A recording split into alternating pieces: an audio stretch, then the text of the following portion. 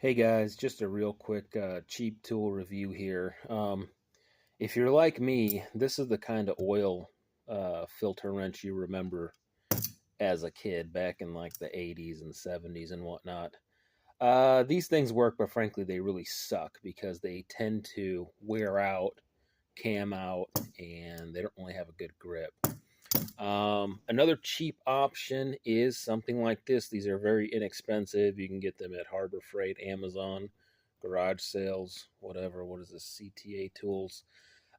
These work, but you don't have a lot of leverage really in a tight spot, and they don't have any sort of curvature to them. So, your handle is always in line with the filter itself. If you don't have one of these, I really recommend you get one. You can usually get these for like $7 or $8. Um, and what's nice about this is because it has that, bit of a curvature, you can kind of help get it into tighter spaces.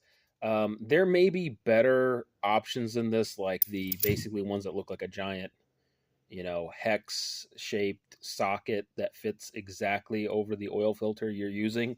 But you got to have several different sizes of those, and that's kind of, a hassle.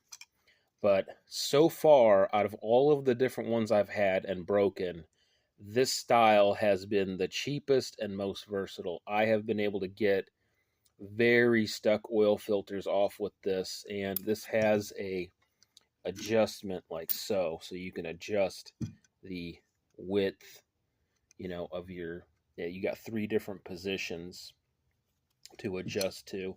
So if you don't have this style and you're frustrated with some of this old crap, definitely give this a try. Like I said, it's under $10. I highly recommend you get one of these because sometimes oil filters they just seize on there. Most of the times it's somebody at the dealership over torques it like a real sob, and then you end up like almost having to smash the filter off the thing. But this has gotten me done.